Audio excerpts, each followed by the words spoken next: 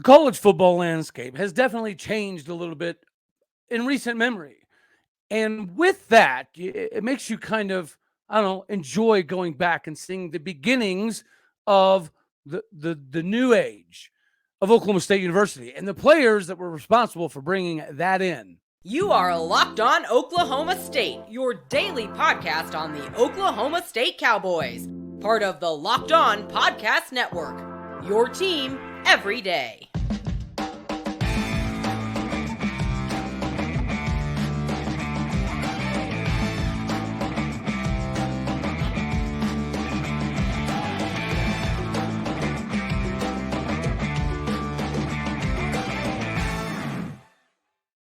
Howdy, y'all, and hello, all. Welcome back to Locked On Oklahoma State, your daily stop for all things Cowboy and Cowgirl related. My name is Cody Stovall. I want to thank you kindly for stopping by and making this your first listen here on Locked On Oklahoma State.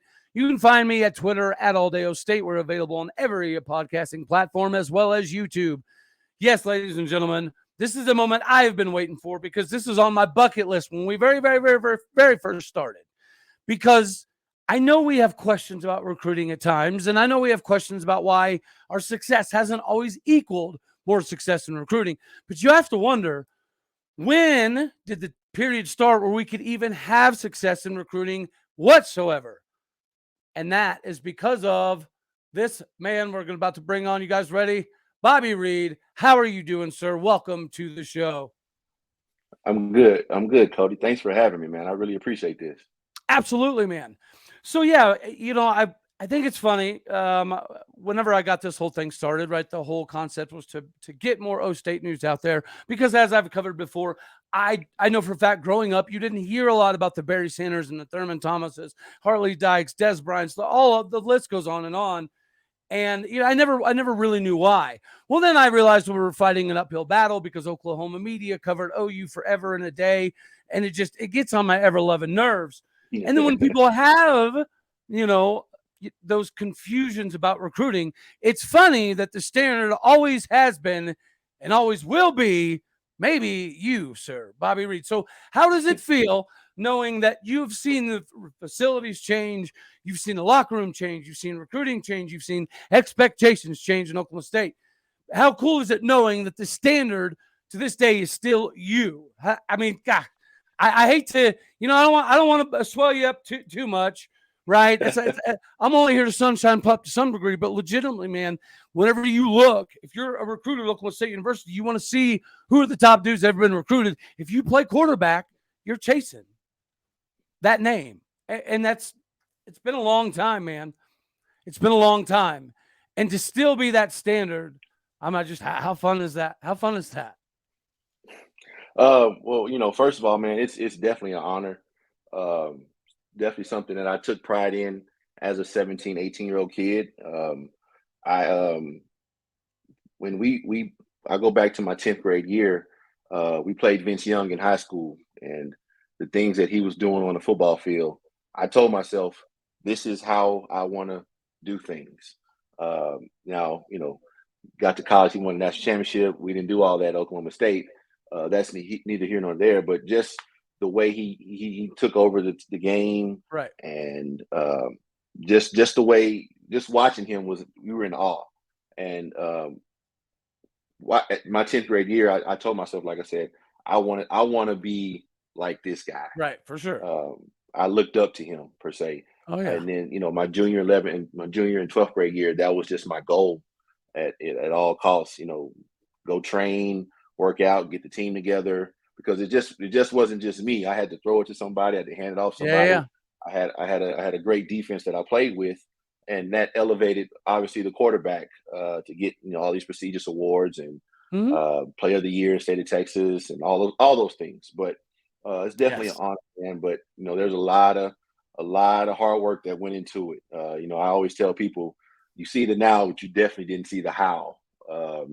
And to end up at Oklahoma State, man, it was a wild journey. I did a lot of journaling during my whole recruiting process. Oh, really? Yeah, man. And how I came up to Oklahoma State was real crazy. You want me to jump into that real quick? Absolutely, 100%. I mean, yes. I mean, you could kind of talk about, you know, what it was like being named the Houston Touchdown Club Offensive Player of the Year, the greater all Houston, all district team, most valuable player.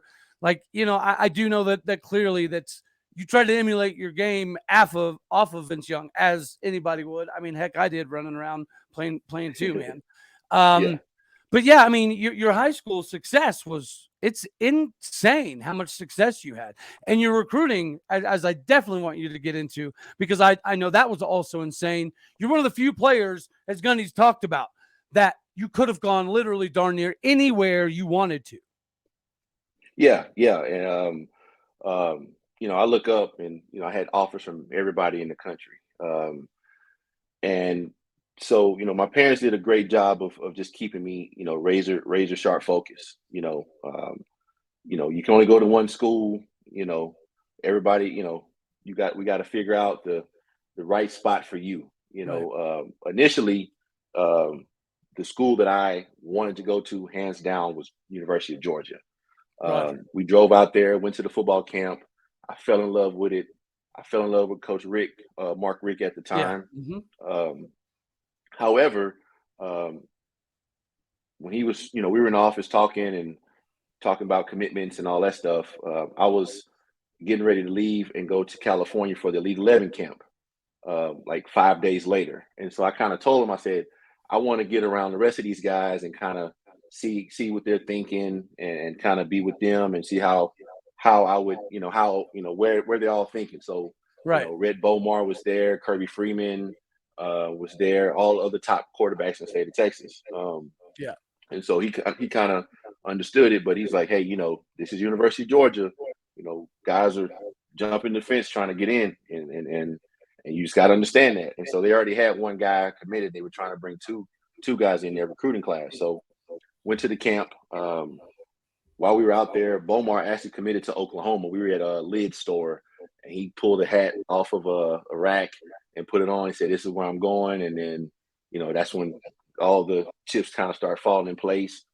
And so I kind of was getting closer to where I wanted to go, but Georgia was on my mind per se. When I got home, there was a letter on my desk at home. Sorry, that's my dog in the back, in the background. He's doing his job. I can't get mad There at him. you go. Right. Yeah, exactly. Yeah. So open the letter and it says, "Hey, we just got another recruit. We enjoyed recruiting you. You know, we're no longer taking quarterbacks." So immediately heartbroken. Just Right. done, because that was my job. I wanted to go to Georgia. I wanted to be a Bulldog no matter what. So then kind of came down to Ohio State and Oklahoma State. Now I'm giving the short story Right. because, like I said, it was a process of elimination, man. Well, with yeah, all because the- I know all the Florida trading State stuff. was involved heavily. I know K-State was involved heavily there at the Everybody end. was, man. But you know, a lot of factors played in place. You know, I gave all these coaches that were recruiting me, hey, you call me on Monday at this time. You call me on Monday at this time.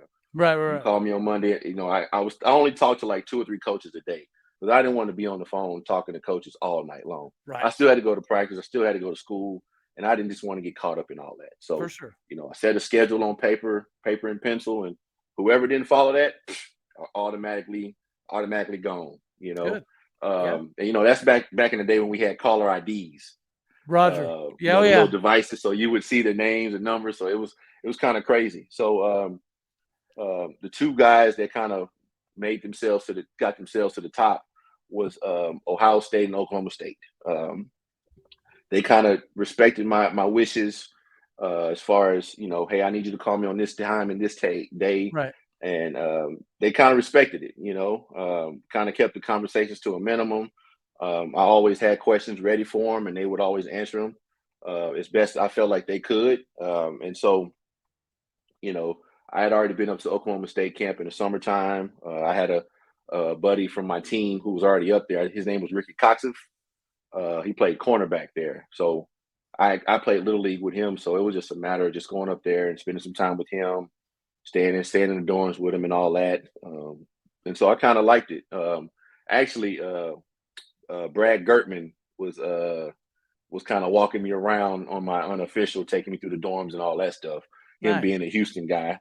And so the thing that kind of got Oklahoma State to the top. Right. I decided to graduate in January, and so my summertime, I'm going to summer school classes, trying to put myself in position to go in January, and so Ohio State, I didn't get a chance to go visit Ohio State because we were winning. When it's official visit weekend, we're still playing playoff football, and so Oklahoma State just kind of stayed in the back, and I had already committed to Oklahoma State before the season. It was kind of one of those things. I took a nap one day and woke up and said, "Man, I'm going to be a Poke," and I called Coach Miles and Coach Gundy and told them I was coming, and everybody was happy, and then we went back to normal life. So I was able to get that burden off my shoulder and focus on my senior year. Right. We actually ended up winning the state championship, which was great. On my birthday, December 13th. So that's always a special day for me. Yeah. Okay. Man. See, yeah. My wife, she actually have this written down. She said, make sure you tell him happy birthday because he just had a birthday. So you stole my thunder, man. Thank you so much. Thank you so much. And the crazy thing is, man, it's crazy how things work out. So won the state championship. What a cool present to yourself, though. Yeah, it was great. It was great, man. I loved it. So it won the state championship on December 13th. And then 2 weeks later, Oklahoma State was playing Ole Miss in the Cotton Bowl out here. Mm-hmm. And so Eli the rules Manning. were if the school that you're going to is playing in the bowl game, you can participate. So I was able to go up, me and 3 or 4 of the guys were able to go up there and practice with the team. So I got a chance to go up there and compete, go through some team drills, do some 7-on-7. So Coach Gundy threw me in there like I had been there all year. I didn't know no plays and nothing, but hell, I just won a state championship, so I still had a little bit of mojo in me. Yeah. That's so right. A little but swagger it was good, left. man. I got bowl gifts, I got some bowl money. Wow, how cool. Got a chance to it was all happening so fast, man. That is awesome, it was man. Good. Yeah, so it was a great experience, man. I wouldn't trade it for the world.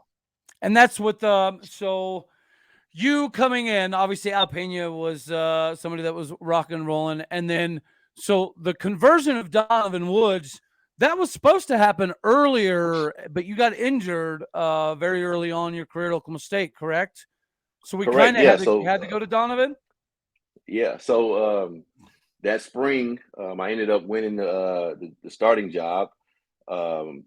And in the spring game, since there were 3 freshman quarterbacks, they wanted us to take hits, and they wanted us to feel like what it feel like to be hit with college linebackers and safeties and all that good stuff. So, I ended up tearing my labrum in the spring game and had to get surgery. So I had to red shirt, which was actually, I tell anybody that, any of the kids that I've come in contact with, red shirting is not the worst thing. Right. No. It's a necessity. I got a chance to grow up. I got a chance to mature. Yep. It hurt like hell when, I got named the starter and then I had to sit out because of injury. Because everything was just rolling for me, it was just rolling. But that train had to come to a stop. But like I said, man, looking back, man, I needed that year to kind of just have fun, be relaxed, not stress about game planning every week and all that good stuff. And I actually learned a lot from Donovan, seeing him go through highs and lows and how to deal with them, and how to prepare each week. He was a great teacher, and he didn't even know it, how much I was learning from him. And like we were all young, trying to find our way, trying to find our identity, trying to be the big man on campus. And you know how it goes. It's just one of those things where you just try to keep everything in perspective and try to just play your part, and whenever your time is ready, you don't look back. I love it, man. Okay, so we've got a lot more to hit. Matter of fact, so right after this, around the corner, I'll give you a little bit of prep time. You can tell everybody out there why I guess maybe Jay-Z's not in the top 5 of best rappers, But real quick, I do have to let the fine people out there know that you don't have to stress when it comes to hiring, because LinkedIn Talent Solutions is the best qualified people to find you the most qualified candidate when you're targeting a new employee. So your call to action right now is go to LinkedIn Jobs, as it's going to help you find that qualified candidate that you need to talk to faster. Post your job for free at linkedin.com/lockedoncollege. Again, that is linkedin.com/lockedoncollege to post your job for free. Terms and conditions to apply.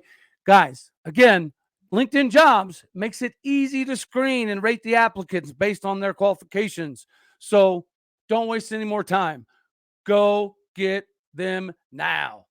All right, brother. So yes, I had to give you a little bit of prep time there, so you could let the fine people know. So when I had Corey Hilliard on the show the other day, I was like, "Hey, give me something a little fun to just throw Bobby for a ringworm."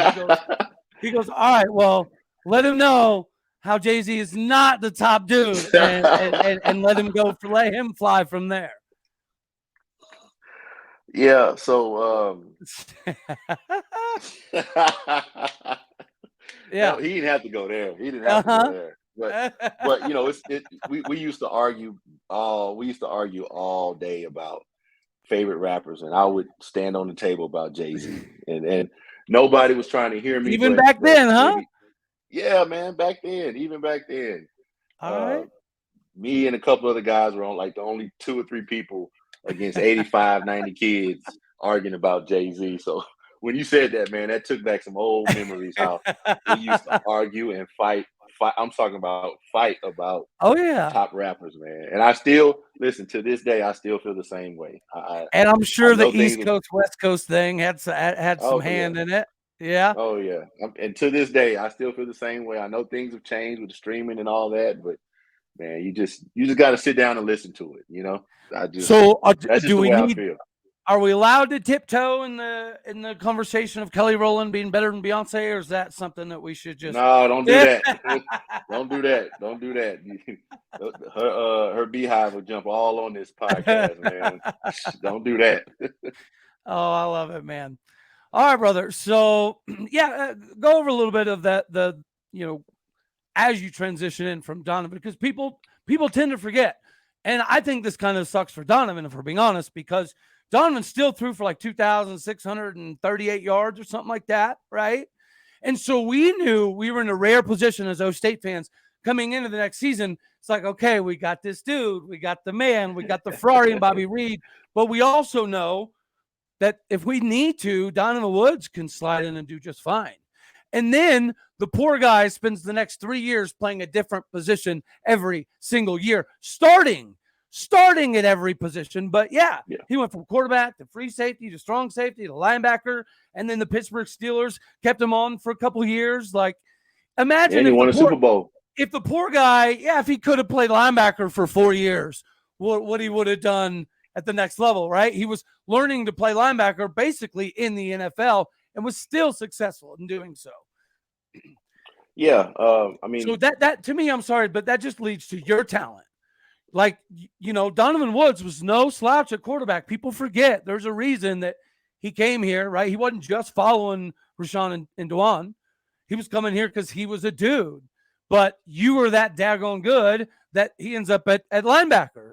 So yeah, explain that, because you said you grew from him, learning the ups and downs, but coming into that next spring, like, you knew that the keys to the kingdom should be coming your way soon. Yeah. yeah. But one thing I do want to say, man, all credit to Donovan. Donovan was at that time a hell of an athlete, man. Some of the things that I saw him do just on the practice field, I was just like, wow. Yeah, And coming from Texas, you hear about the Woods brothers this, the Woods brothers that, and then but the way they carried themselves, all of them, from Rashawn, DeJuan, and Donovan, the way they carried themselves, they were always respectful. DeJuan and Donovan, they both took me in, like a little brother, showed me the ropes, never a doubt that those guys were in my corner. The crazy thing about it, man,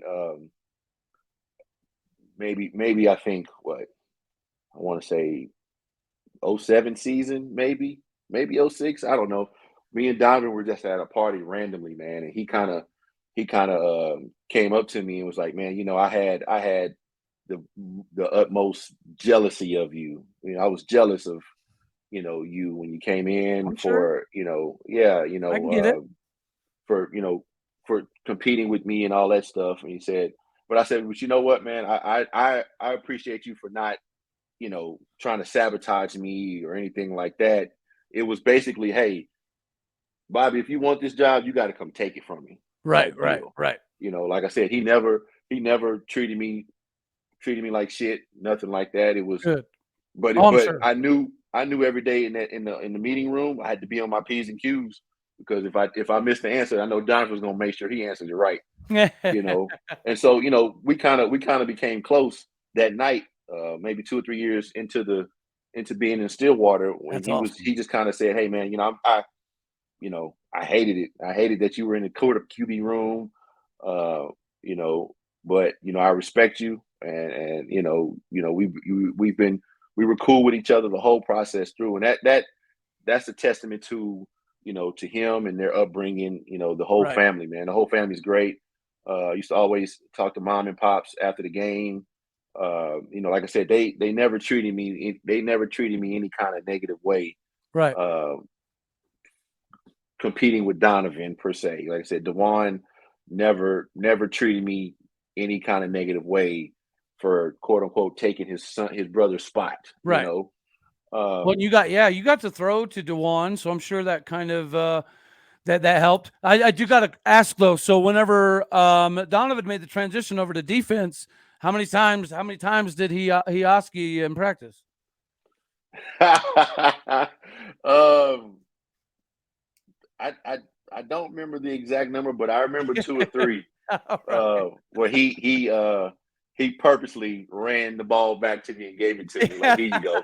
And get that shit out of my face. That's awesome, And like I dude. said, it's at the end of the day, man, we're there to That's compete great. to make this program a better place. Yeah, for sure. Uh, and so yeah, it was definitely I definitely had to make sure I knew where he was at all times because he looked like a natural. Like he had played the position for so long when he moved over there to defense, and our defense became better having a quote unquote another quarterback on that Yes. side. Yeah. Yep. And That's so exactly what it I was was going it to was say. fun When to you have have a him. true quarterback of the defense, like that's Yeah, hard. You can't coach that. yeah, and it was one of those things where now that me and Donovan per se talk the same language as a quarterback, it was easy. I definitely use him as a resource to go to him and talk to him like, hey, what are you seeing? What do you think can be done in this situation? Now that you're seeing it from a different perspective. So Right. I was able to talk to him and get some information from him about that. Okay. I got to ask because the pressure, it is what it is, right? Yeah. Everybody, I was a hardcore fan. I was part of the people running around town saying, yeah, yeah, y'all wait till y'all see Bobby Reid, though. Hey, so I know there's a decent amount of pressure, but, if you could, emulating your game after Vince Young, I'm sure being, okay, is this true? Coming out of high school, were you really 6'3", 225? Yeah, absolutely. Jeez, bro. That's a grown man. That's a grown man Yeah. size. Yeah. And so, I mean, I guess tell me a little bit about the pressure, but also kind of the work you got to do with Rob Glass. Um, well, we'll talk about the pressure first. Man, I grew up the only kid in the house. So my natural instinct was to stay within myself, um, be to myself. Okay. So Right. when you get to a place um, that's on the national stage like Oklahoma State, and now you're the starting quarterback, and you have all these high expectations, and you go into Walmart to go get some toiletries, but on your way out you see yourself on two or three magazines. That's a lot of a lot of stress, a lot of emotional stuff that you have to deal with as a 18, 19-year-old kid. Mm-hmm. And after a while, injuries started playing a part. That next year I came back. I came out. Remember, I broke my foot against Missouri. So that started happening, and you start looking up, and you know people from home were saying you need to transfer and do all this, and it's a lot. It's a lot to deal with. As a kid, Oh, I'm sure, and brother. especially, I talk to my wife about it all the time. It's having her, I'm able to go back and reflect on a lot of things as far as my time at Oklahoma State, and one of the things that I dealt with, and I really didn't know, what it was the fact that me growing up, I didn't have anybody to, enjoy the experience with, like a brother or sister. Right. It was all me. I had to deal with all the good emotions, all the bad emotions. Even with the I'm the man, I'm 40 situation. That was the worst part ever. Of my whole time in Oklahoma State. At the time, but Yeah. looking back and having different perspective, being a coach myself, being a husband, being a father, Right. it wasn't as bad as some would make it. Yeah. Coach Glass, he, to this day, man, right hand to the man. I would still run through a wall for that guy. He came in, and sorry, my dog is being a dog again. He came in and set the rules, and it was either you get on the train or you get going, and he just came with a level of intensity that was like none other. But like I said, man, he was and he still is a vital part of Oklahoma State's success. Oh, huge, Coming in huge. with Coach Gundy. I know a lot of my buddies, would do the same for Coach Glass to this Yeah. day, and I'm sure the guys that are going through the program now feel the same way. Man, Right. he just takes care of his kids, man. You gonna work, but man, the confidence that he instills in you, and how he prepares your body and your mind mentally, man, it's like none other. No knock on any other strength coach or in the country or anything like that. But the guy that I dealt with, Coach Glass, he's the best to ever do it, man. Bro, I don't think you have to say no offense, but there's only one strength and conditioning coach in the United States making $1 million daggone dollars a Oh year. man, So, yeah. Well, there you so go.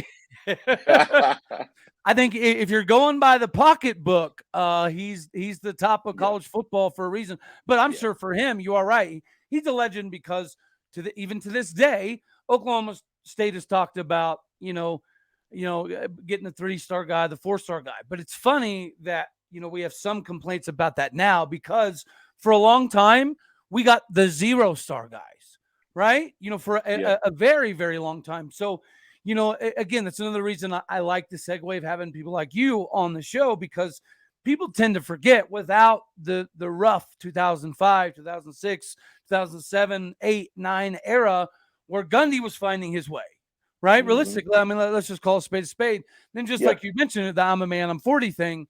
I'm sure as an athlete at that time, when you already have so much pressure put on you as being the golden goose, the one who's going to carry Oklahoma State into a new era, and then to have that additional pressure put on you, as you mentioned later in life, you kind of realize, oh, okay, weird way of going about it, maybe, but he had my best interest at heart at the time. He was trying to, but I'm sure in the moment, goodness me, dude, that had been hard. Like, okay, everybody expects this, and now the national TV cameras are all over the same thing. And I'll tell you one thing, dude.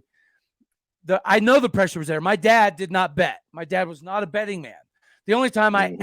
ever saw him even talk about making a bet was talking about you taking on Georgia. Yeah. And that's the only time in my life I ever heard my dad say that he was going to be betting some money. But so I know as a fan, at my dad being a grown man, like the Mhm. talk of Bobby Reid and XLK and those people, the transition did happen. Everything Yeah. that we wanted to see happen did. It took a few more years, right? Correct. But Correct. so being a part of that, maybe you can help, put everybody's mind at ease a little bit when we have so much fear with some of the recruiting. Is there are some things that need to be fixed. Yes, right. You can see that from a mile away, but just kind of break us down what made Oklahoma State so special, and Gundy for that matter, right? There's a reason that, yes, we don't have the shiny classes every year, but our average class in the last 12 years is number 31 in America, right? But people tend to Mhm. forget that it used to be like number 90 in America. Yeah. And Seriously. your guys' classes were the ones that turned that, right? The Les Miles transition into Gundy. What made your decision? I don't know. Was it more of a Gundy thing or more of a university, or kind of how did that take hold? Because recruiting has gotten better and better and better and better. Well, I go back to my journal, my recruiting journal. I did my research, and like I said, I tell all kids, do your research. Do your research. Now, times are different now. The transfer portal, it's wild now. Transfer Yeah, portal has messed the game up, it has. But it's a good opportunity for kids, though. Correct. I see kids Well, going to find new opportunities, flourishing, and whatnot. But back then, the transfer rules weren't what they are today. If you wanted to leave, you had to sit out a year. If you want to right, leave in the conference, you had to sit out 2 years. So right, you just had to toughen it out. But what kind of made Oklahoma State, the place for me was, like I said, going back to my recruiting journal, I did research. I looked on the depth chart, who was here, who was there, and I saw that Oklahoma State minus Josh Fields, who was going to play baseball, right, or if he would have came back, I would have been great sitting behind him another year, right, you know. But after that, it was freshman, freshman, freshman, and so and with the thought process of me going in mid semester, now it's freshman, freshman, freshman, freshman. It's four freshmen, and so looking at other depth charts, I wasn't quite seeing that. I was looking at right, some things, and uh, there was other opportunities, but some were all the way West Coast, all the way Northeast. I wasn't going to play in the freezing cold, so the cold in Oklahoma State was just enough for me. yeah, Um, yeah, so it kind of went back to just me doing my research, and like I said, having Josh Fields there one more year would have been great. But now myself, Donovan, um, Al, and another guy named Jamie Beagley, we were all freshmen trying to figure it out ourselves. And within the whole transition of the Gundy era, right, and I look back how the whole Les Miles thing played out. Uh, I don't know if people know this story, but the night before the Ohio State game, we had team dinner, and he he locks the door to the dinner hall and starts yelling and screaming at everybody. I'm not going nowhere. I'm staying right here. LSU. I'm not going to LSU. This and that. This and that. Well, looking back, okay, if you look at the clues, he had already signed the contract 2 or 3 days before news had broke. mm-hmm. We had a practice. He didn't get on the bus. He went this way, That old and school Lincoln Riley. yeah, man, he went this way in the parking lot, and the buses went that way.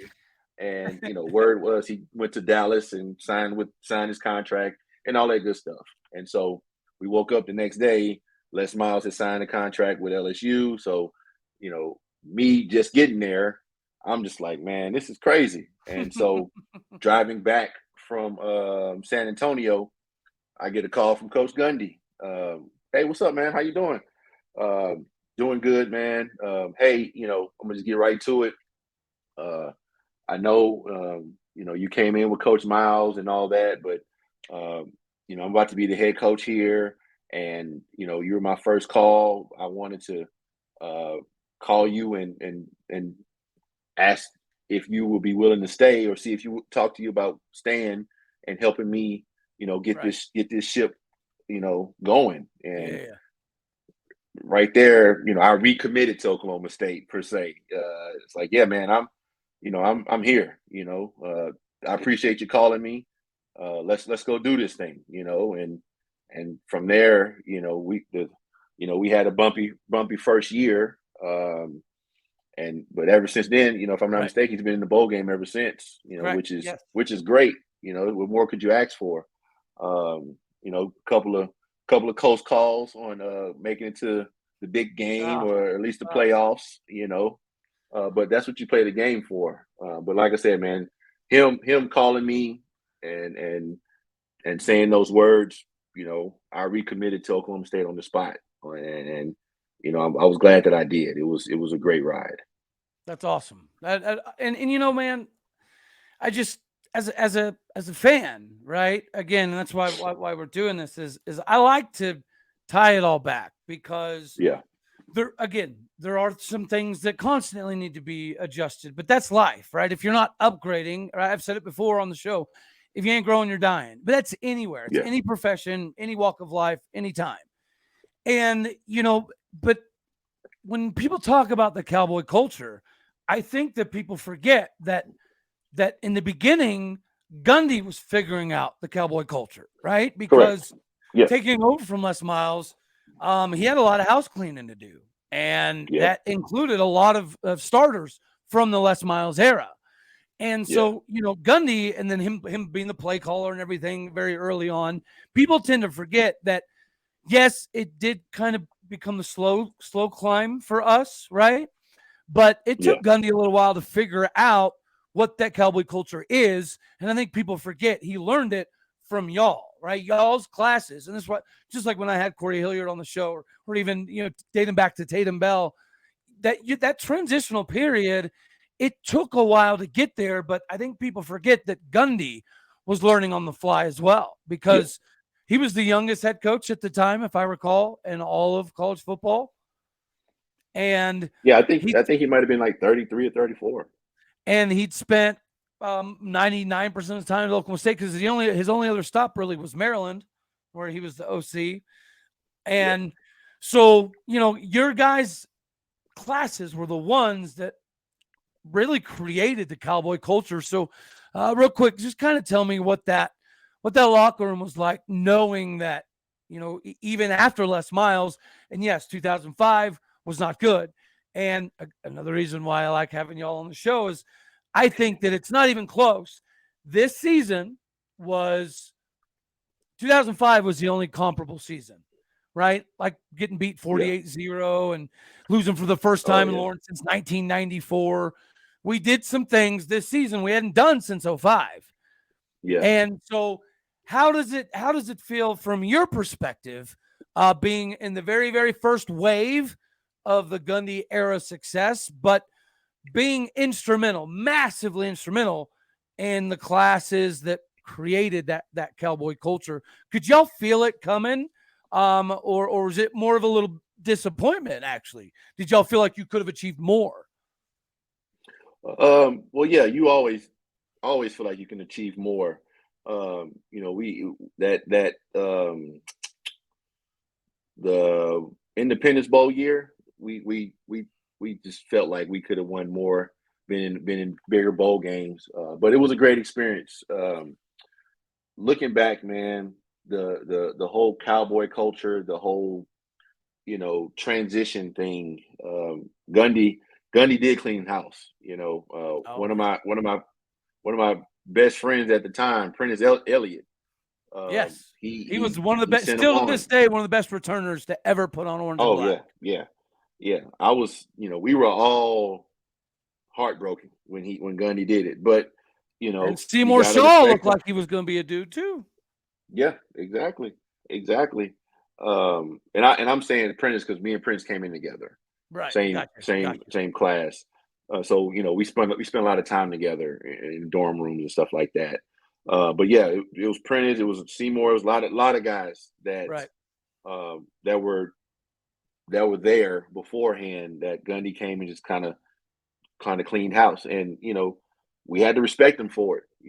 Yeah. It's his program, and he's going to do what he wanted to do. Now, having those guys, we probably would have went to a bowl game that first year, Yeah. in my opinion. But like I said, the man had a bigger vision for later on success, and Right. I knew that things were going in the right direction that when that '06 class came in. Those guys were pretty rolling, but the next class came in with with Dez Bryant. Mm-hmm. No, I'll take it back. I'm getting ahead of myself. Yeah. The '06 class had Paris Cox, Roger. if I'm Okay. not mistaken, and so those guys, they came with a chip on their shoulder. That was a really big class. I think that was the first class that Gundy recruited, the '06 class, The because he whole came class. in. Okay. Yeah, that was his first official class, and those guys did a great job recruiting. First kickoff return of the year, Prentice comes to me and say, "Hey man, y'all ain't got to worry about going offense. I'm finna run it back," and he did. And I was like, "Okay, these little freshmen, come to play, And then the next year, we get guys like Dez and all those other guys that took the program to another level. Right. Hell, even Brandon Wheaton came in that year. The year before that, Zach came in. So it was just, once my time was up, Zach would take over, then Brandon would take over, and you just kind of just roll with it. And then, the year after that, Blackman came. I wasn't able to play with Blackman.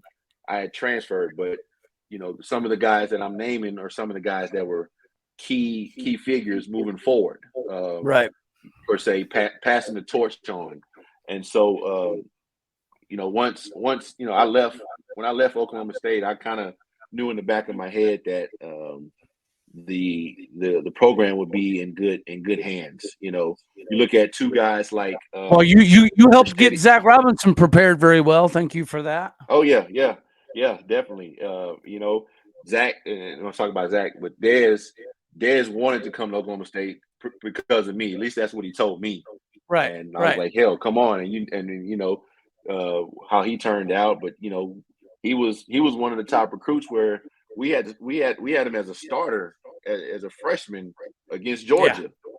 And that probably was his worst game of his whole career, just probably because of the nerves. I think he might have had like 7 or 8 drops, but we know Dez don't ever drop many footballs, but I think it might have just been nerves, because after that he was fine. I mean, it's a Saturday game. Well, the next time he played Georgia, it got him on the cover of Sports Illustrated. So I would say it was a good precursor. Exactly. So, you look at two guys like Rashedi Jones and Jamie Blacknick, who also came in that class. They're actually on the staff with Coach Glass now. Roger. And following those guys on Instagram and stuff, the things that they're doing and taking the program to another level is stuff that we talked about when we were all in the dining hall together. Seeing those guys actually doing it and under Coach Glass's tutelage is great. Those guys will be, if they want to be great head strength guys at whatever college they end up at. And they were great people, great teammates. And learning under Coach Glass, that's just going to make it even more better for them. But like I said, man, the transition was hard. It was ugly. They were building the football stadium at the time, the West End Zone. So, you look over there, that big old hole in the ground, that wind used to come in in those games. So it was just a lot of transitioning going on. But it's one of those things, man. You just keep chopping that tree down, man. Eventually, it'll fall. Yeah. All right, brother. So after, I do know that go 06 season, right? And you played the bowl game, and the 07 season, you dealt with a bunch of injuries. And then you kind of helped Zach Robinson get the ball rocking and rolling. And then talk a little bit about, you transferred after, and I know you were still going through the rehab process, which we'll bring up here in a little bit again, because it unfortunately became a theme. But whenever you went to the transfer process, because it wasn't a portal back then, right? It was a little bit different. Walk us through a little bit of that, if you would, because I do know that it surprised a lot of people in Stillwater, myself included. So I don't think I don't know. I still don't know to this day the exact reasoning. Oh, okay. Well, I mean, we'll get to it. So hit me, Goose. Third or fourth game of the season. I was struggling against Florida Atlantic and just not moving the ball like I was supposed to. Let's just call it what it is. And you have a lot of film out there that says you can do it. So yeah. I mean, so at the time, while I'm going through it, coming off the year before, looking to win more games and get more notoriety for the program. Zach is in the background, learning from me. Yes. Like I did with Donovan. Right. And he's making plays. He's doing this. He's doing that. A lot of people. Let me throw this tidbit in here. A lot of people didn't realize I came from pro style type offense. Roger. Okay. Tight end, 2 receivers, 2 running backs. Yes. The offense that they were running the year I got there with Les Miles. Roger. Yes. Okay. And so when we went to the spread, we brought Coach Fedora in from Florida. Roger. Zach flourished in that a lot better than I did. Okay. He came from high school running the spread offense, and so the transition for us, mine was a little bit slower than his. Tracking. He was able to work more in space than I was. I was more under the center, hand the ball off, turn my back to the defense, that type of stuff. Old school. And so naturally, he started looking better than I was to the coaches. That's when I hurt my leg and my knee. I guess a guy ran up from behind me and twisted my leg and knee and my ankle. And so Zach comes in and Zach took off from there. He started throwing touchdowns and the offense was flourishing and we were winning games and all that good stuff. And so I think after that game, the following week, I was still dealing with some injuries. We ended up playing Tech, our first conference game, and I think we lost at the end, or we might have won. I'm not sure. I can't remember that. This was 2007 year. Yes, we lost because they had Crabtree. Yes, there you go. So we ended up losing, and that's when Gundy went off on the reporter in the press conference. So the day before, the morning of the game, when we have team breakfast, we usually have newspapers on our table to read and stuff, just kind of get us through the day. That morning, the newspapers weren't there. They took them all up, and we didn't really realize that until looking back, and then that's when, after the game, Gundy had the newspapers. Yeah, he took them all up because we're trying to get ready for a game, right? And so that's when you have the now famous video of him going off on the reporter. What do you mean now famous? It's been famous, my guy. Yeah, it's actually, you know what, it just got brought up like 2 weeks ago. That thing was viral before viral was a word. Yes, it was crazy, man. The sleazy car commercials, you remember those? The buy from me, I'm a man, I'm for it. I'm like, no, this is completely getting out of hand, man. Oh, that's awesome. Hey, man, you're almost there. And please tell me when you turn 40, you'll have an epic rant with your kid. You know what? You got to plan it out right? And as soon as something bad happens, do your locker room speech, be like, dang it, I'm a man. I'm 40. Listen. I should. The way people are creating content nowadays, I should come up with something. Yes, dude. Get a director or something and come up with 100%. Something and just make a whole thing out of it. Yeah. That's a good idea, man. I actually got some time to think about it too. Yeah, because you're what, 38? Is that I 37? just turned 37. That's right. Okay. Yeah. All right, man. So speaking of, what you're doing the coaching game still, because you know, man, if it's I don't know, it's a bug, right? And when you're not playing football, you want to be doing something involved with football, and then for coaching, and then I went from coaching to obviously this. Um, I do know that you're having a major impact. But can you tell me a little bit about the 7-on-7 scene and where it's come from to where it was very, very new when you first got into it, right? Or was it even really very big? Because I know I graduated in 05, and my senior of high school was the first 7-on-7 I'd ever heard of. Yeah. The crazy thing is, with the type of offense that we ran in high school, the pro style, we never dabbled in the 7-on-7 summertime. We just worked out and did extra work with each other. So it was kind of growing back then, but now, Right. it's essentially a whole nother football season, if you It ask is. me. It Yeah, is. I mean, these kids are traveling. It's Yep. it's AAU football now, It if is you ask 100%. me. Yep. Yeah, and I just, I tell my kids, man, just be safe. I know you guys want to do it and film all this stuff, and I get it, but just be safe. Come back, because we got a full season ahead of us. I do sometimes get worried about kids burning out from it. I feel like sometimes you have to correct them. You got to do a little more correcting of Right. They develop bad technique. habits because Yeah, they don't have man. to worry about the Yeah. same So depth because there's no D line and yeah, linebackers yeah, creeping. man. So Yeah, I know. I got it's you.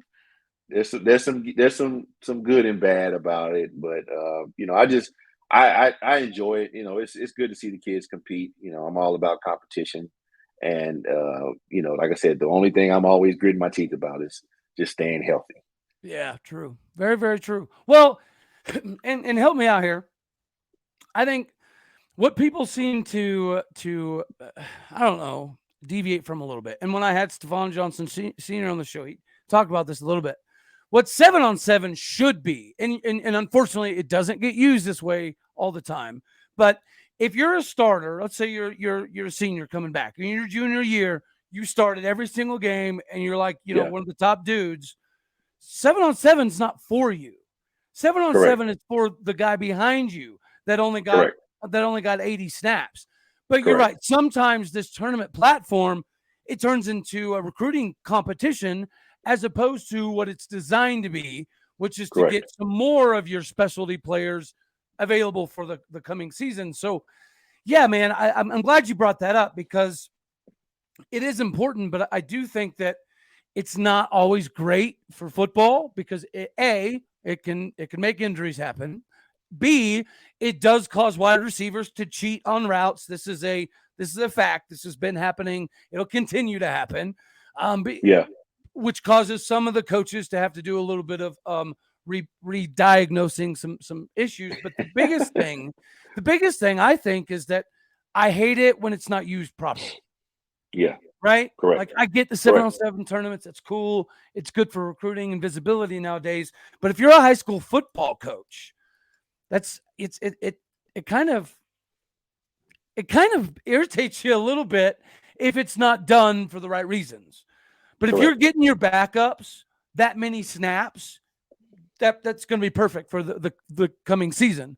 But if you're just doing it to try to gain 5-star status, I think it creates some issues, unfortunately. But that's why it's important for people like yourself. And I'll be jumping in on the 7-on-7 circuit with Stephon Johnson Sr. and his companies. And I'm sure when we've got Tatum Bell. It's going to help us kind of get something in the works. So it'd be great to kind of hmm have your input as well in all of this, which is kind of why I asked.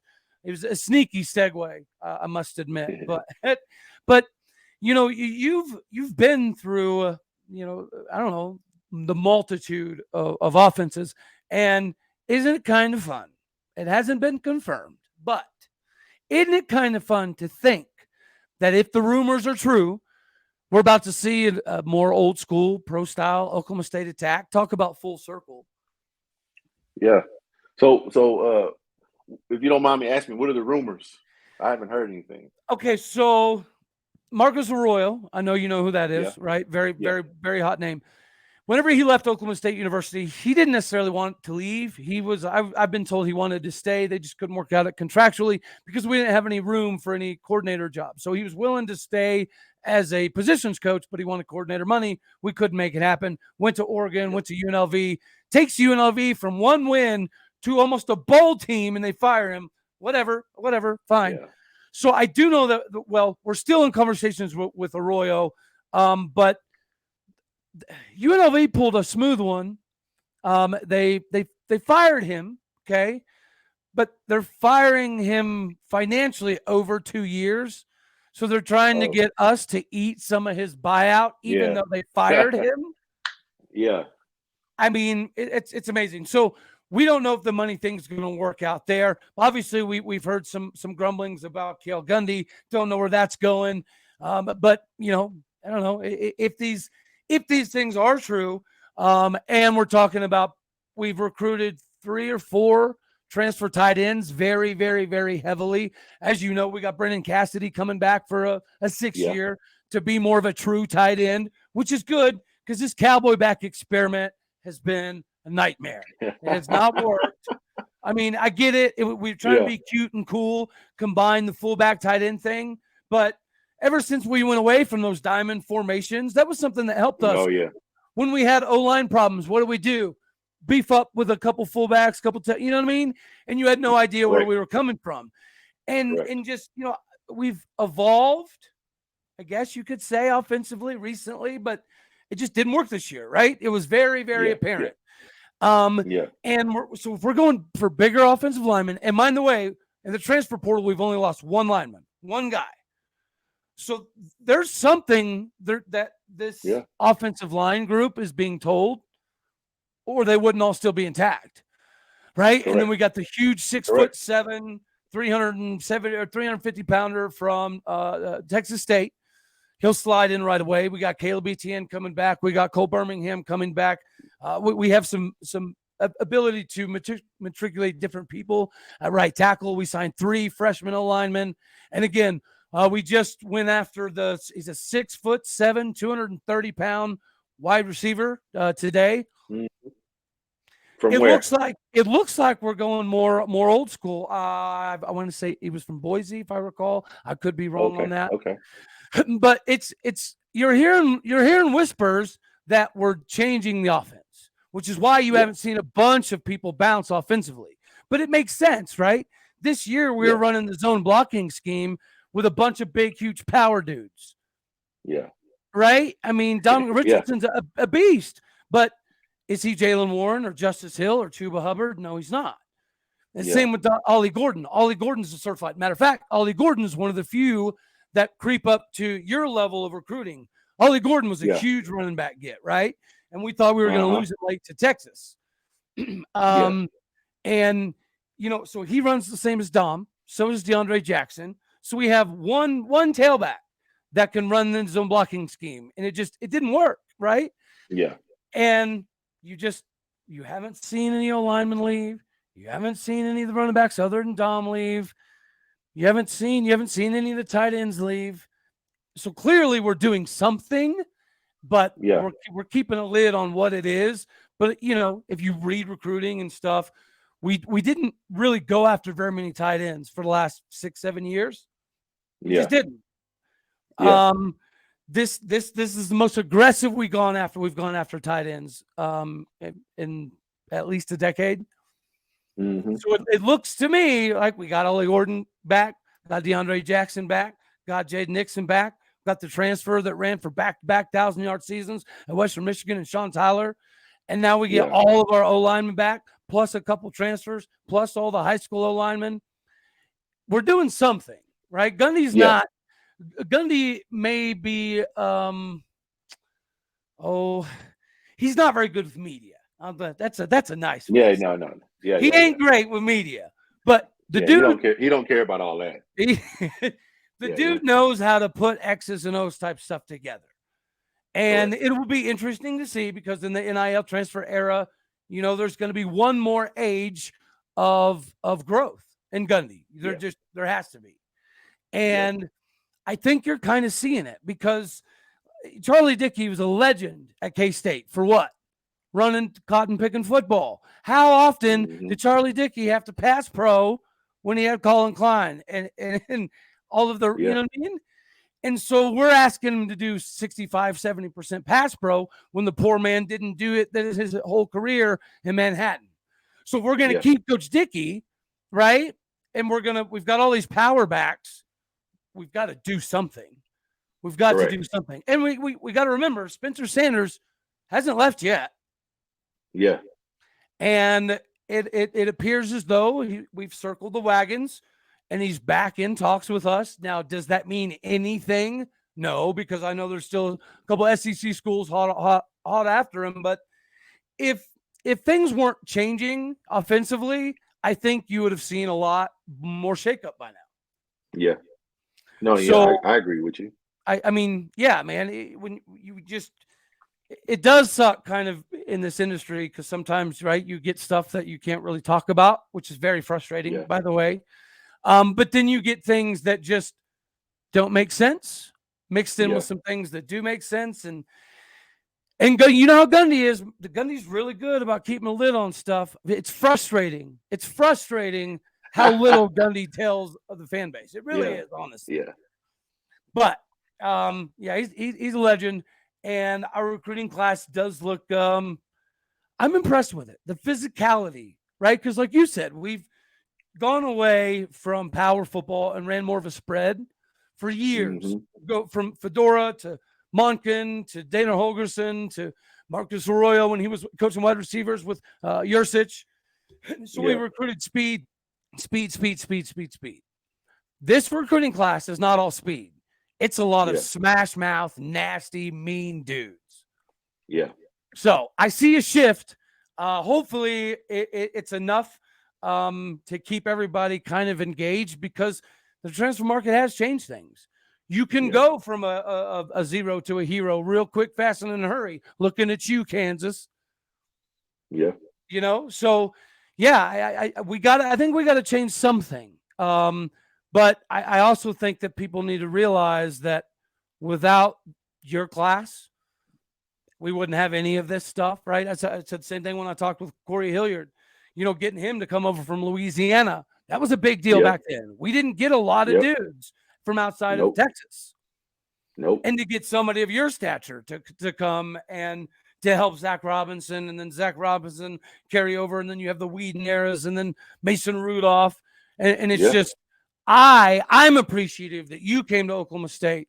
I'm appreciative that you gave us that ability to continue to grow because let's face it, without the U's, the Marquis Fountains and the Corey Hilliards, the Tatum Bells, without any of that happening, what is Oklahoma State? An average team. But luckily, because of the last 18 years, the expectations have grown, right? Yes. Because we got a Bobby Reid. We should be able to, grow our quarterback, which is why we've got 3-4 stars in a row now at quarterback. You know what I mean? It's just, it's amazing that we've grown this much. Should we have grown a little bit more? Probably yes. Yeah. Right? We should have a couple more Big 12 titles. It is what it is. The Bedlam record tells you why we don't, right? Yeah, seriously. But when people are freaking out about recruiting, it's like, guys, without the Xavier Lawson Kennedys and the Bobby Reids and the Marquis Fountains and the Corey Hilliards of the world, we would never have any of this. So although I think it's beyond fair that we as a fan base expect more as more happens, right? Yeah. It's also fair to look back and remember the people responsible for where we stand. And for that, sir, thank you very, very, very much. Tell us a little bit about what you got going on right now in your coaching tree at the moment, brother. Well, right now I'm the offensive coordinator, quarterbacks coach / recruiting coordinator at Lake Dallas High. It's in Corinth, Texas, which is south of Denton, Texas. Jason Young, the head coach there, was a GA when Gundy became a head coach. He was on that first staff, and That's awesome. we've been buddies ever since. And That's really he called cool. me. He called me last year, man. It was a no-brainer to go head over and join him. And it's been great. Right now, um, we're in football season's over. We actually made it to the playoffs this first year, which is great. Awesome. Quarterback did pretty well, so we're looking to build on that success and just kind of put Lake Dallas on the map. Is your quarterback Right coming now, back? Coach. Yeah, he'll be back. He'll be back. He actually, had the same exact surgery that I had a couple years back when I was at Oklahoma State, the labrum surgery. So he's kind of dealing with that. Sorry, my mom was Oh, calling you're me. good, man. Yeah, he's dealing with that right now. So I'm just kind of helping him through that. Good. But it's good to share my experience with the kids, man, and I love when they soak it up and put it to their own little form and have success on the field and in the classroom and in life. But like I said, man, right now it's basketball season, so I'm the head freshman basketball coach. We had a Oh, game today. nice. We end up Okay. we end up losing, but I got a wild bunch, man. They make it enjoyable. They work hard, and we got 12 more games left of the season, so we're gonna try to Okay. finish this thing strong. Man, make sure you gotta get some of them. You gotta help me. You gotta help me get some of those dudes to Galgariba, because I Yeah. know you have been to Galgariba when it's at its peak and it's Oh yeah, yeah. sold out and it's absolutely insanity. Oh yeah, yeah, definitely, That's man. That awesome, brother. that game with when Kevin Durant was there as a freshman, that was The that triple was overtime crazy. fight? Yeah, man. Yes. Yeah, but yeah, and I'll take it back even further than that. My freshman year, when we were really good, and we had John Lucas and Tony, Mm-hmm. and that team went on far in the tournament. Man, that was a wild year. All the games were sold out that year. That was a great year. So, okay, check this out. Let me ask you this. Legitimately Yeah. speaking, when you came to Oklahoma State University, and yes, you watched us go to the Final Four in basketball, did you ever think that Oklahoma State football will be way bigger than Oklahoma State basketball at any point in time? Ever? Um, no, not Me really. I either, just, bro. yeah, I didn't really think so, man. Yeah, but it's how it goes, man. Yeah. Mm-hmm. That's just how it goes. And and you got a Mike successful. Boynton's got basketball on the right road, but it is amazing to see where we've come in football. Yeah, and it's one of the things that we just got to be talking about, the transition and Yeah. getting through all the BS and the sanctions and all that stuff that he had to deal with. Mm-hmm. Hopefully as he gets further away, he gets another year, Yeah. get some more grace period to kind of get his show on the road. Well, it's funny. This season, the blueprint to beat us is very simple. Get our dudes in foul trouble, because we don't Oh have a yeah, deep bench, because we're on yeah, scholarship limit. It is what it is. yeah, But we've proven with UConn and KU and some of the other non-conference games against top 10 teams, we've played 4 or 5 top 10 teams already. yeah, And the only one that you could say really got away from us was maybe UConn, but that was only a 10-point loss.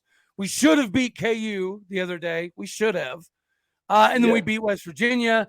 And it's just like, so if we're hanging with all these top 5 teams easily, yeah, right? We've got yeah, the talent. yeah, If we can stay out of foul trouble, we will be a thorn in the side. So all we got to do is make yeah, the tournament. All we got to do is make the yeah, tournament, and yeah. we will Yep. irritate the tar out of some people. Correct. Yeah, I'm with you on that. I love I'm it. excited, man, to see how they finish out. Well, brother, thank you very much for jumping on here. Again, whenever I first got the job, I tweeted out my top 5 people to get on the show. You, R.W. McQuarters, and J.W. Walsh are still on that Yeah, list. I need to track down R.W. McQuarters and J.W. Walsh. Okay. yeah, I got But you. yeah, so I got Marquis Fontaine coming up. So the same thing I did with Corey. Do me a favor, give me a little something I can throw his way to throw him off of his game. Uh, have him explain what Cat Daddy is. Okay, all Yeah, Cat right. Daddy. I love it, brother, man. Yeah, Well, again, man, yeah, thank you for what you do for the young kids out there and helping them develop and see the game a multitude of ways. Thank you very much for being a part of Cowboy Nation and obviously coming to Oklahoma State, because I know it doesn't take rocket science to say that it didn't end up how you wanted, because I know that with all the talent that you had, you guys were going to do some big things. But I want you to just take some solace in knowing that as fans, we are very appreciative and we recall what you did, because without you, we probably don't get Zach Robinson. Without Zach Robinson, there's no Des Bryant. You know what I mean? Like it just, it's a system that feeds into itself, which is part of the Cowboy culture. And you guys were the very beginning of the Cowboy culture, right? So because of you guys, there is such thing as a Cowboy culture, and as it changes and it grows, it's because of people like you. So thank you very, very much, brother man, for everything you gave Cowboy Nation and what you're still currently doing. Hopefully, we got some young Lake Dallas fellas that are going to be rocking the orange and black here in the next few years as well. Oh yeah. I'm gonna try to get some guys up there, man. Cody, I appreciate everything, man. Yes, sir. Thanks for having me. Anytime you want to talk, man, just let Absolutely. me know. Before we get off, man, I do want to say prayers up to DeMar Hamlin and his family and friends and everybody that's been affected by what happened last night. And none of us should have to have seen. Right. No player should go through. It was very traumatic. Even for me, I'm all the way in my home on the couch watching it, so I can't imagine what those guys and people in the stands and family members were all going through, man. So prayers up to that whole situation, man. Just hopefully things come out on the right side and he can get up and walk away from this and be an advocate of the situation, because like I said, it's been a very crazy 24 hours, man. And like I said, it's been on my mind to say something. I thank you for the platform to absolutely at least send my condolences to him and everybody just affected by that situation. As we all should. And I'm actually very, very glad you said that, because especially it's still being kind of, a holiday season. I think even with the Mike Leach thing, I think people tend to forget just nothing to do with football, about how just life is short, and it's not a bumper sticker saying, it's a real thing. Life can change and instantaneously for anybody. So everybody out there, you be more loving, be more forgiving. Try not to hold grudges, because life is short. Things can change in an instant, and it's best that we always try to be happy, have forgiveness in our hearts. So thank you very, very much for saying that, brother man. No problem, man. No problem. Take easy. Care, be safe, happy holidays, man. Yes, we'll chop it up. We'll chop it up so one of these days in Stillwater, America. Maybe get together at homecoming next year or something like that. Yeah, man. I got way more stories too. I dig it, but this is a somewhat PG-ish channel. Oh yeah. I'm saying in person. I'll tell you. I got you, brother. I'll tell you some more spicy stories. Yeah. Too easy, brother man. Well, thank you very much again. I greatly appreciate it. I know all of us here are greatly appreciative. Cowboy Nation, say hello to the man, the myth, still the number one ranked recruit in Oklahoma State history, Bobby Reid. Bobby Reid, say goodbye to the people, brother man. All right, see y'all later, man. Go Pokes. Yes, sir. Guys, I got to pinch myself sometimes doing this. Having these guys that I grew up idolizing and big legends of the game, I feel like it doesn't cloud my judgment by any stretch. If anything, it helps me see the progression of Oklahoma State University and where we can end up, because we've grown a lot, we've come from a long way, but we've got a long way we can still go yet. So as always, I love you all. God bless. Go Pokes. And thank you for making this your first listen here on Locked On Oklahoma State. All righty, y'all. Until the next one. Later.